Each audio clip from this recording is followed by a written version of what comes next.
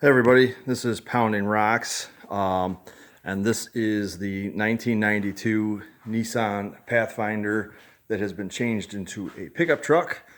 And it has been a long series. We were like, I don't even know what number episode we're up to.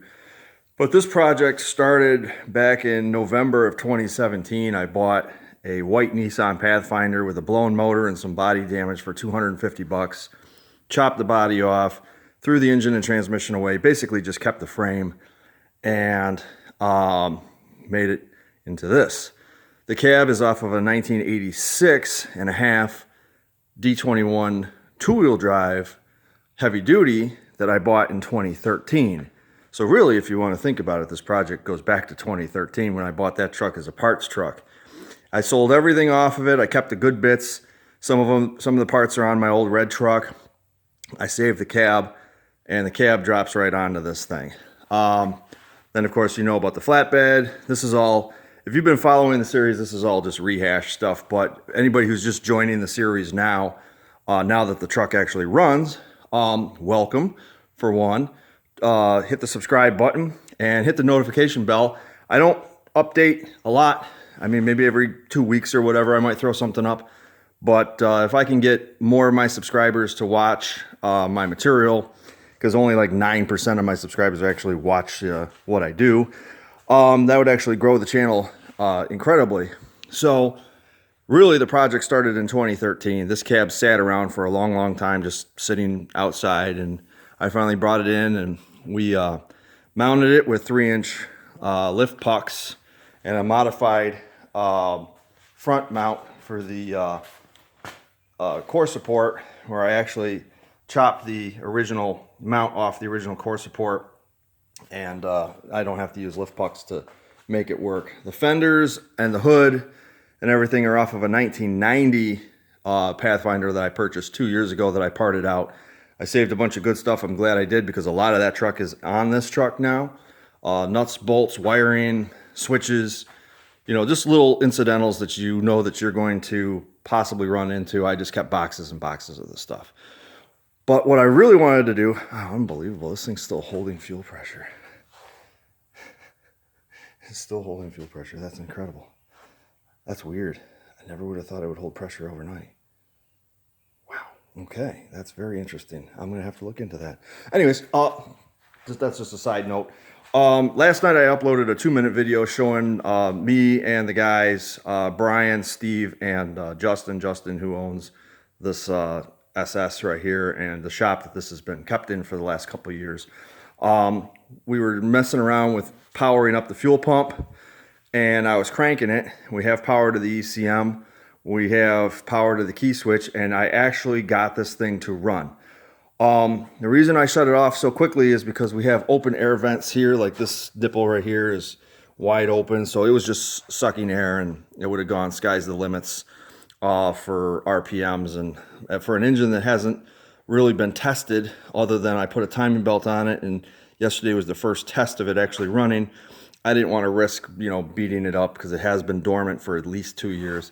So I didn't want to hurt it, so I shut it off, but I did start it twice so you guys can see that it does run. So this is a 2003 VG33ER out of a 2003 Xterra out of California.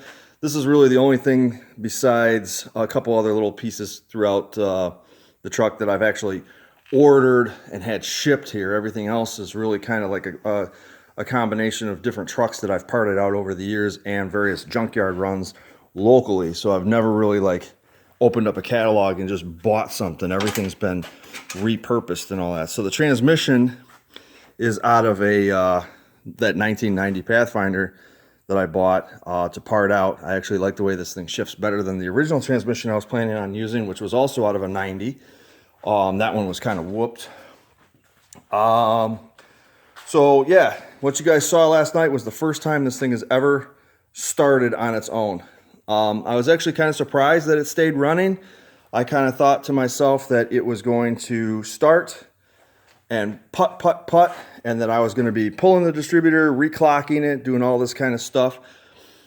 I may still end up having to do that, but it started, it ran, and I guess my next course of action is to seal up all these air hose leaks, so it's not sucking air past the throttle body, so I can actually control the RPMs with the gas pedal, which I wasn't able to do yesterday because it was just getting air from wherever it wanted. Once I can do that, then I can sit here and watch it idle, check for leaks, see what the timing actually is for the ignition. We weren't able to check that. We know it's got spark. We were able to check that, but we don't know without it warming up and actually putting the light on the crankshaft. We don't know how advanced or how retarded it is.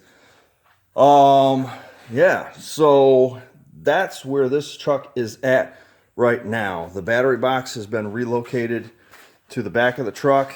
As you can see here, I did custom cables all the way front to rear.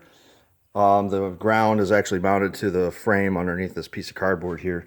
But what I'm here to do today is I've taken the hood off. I'm doing a custom not fiberglass, custom like Lexan, clear hood cover that is going to be possibly vented to keep heat out of the compartment, but also to kind of show off the blower itself. So I'm swapping hoods. I have a white aftermarket hood that's been sitting around that came with the Pathfinder, the original 92 Pathfinder.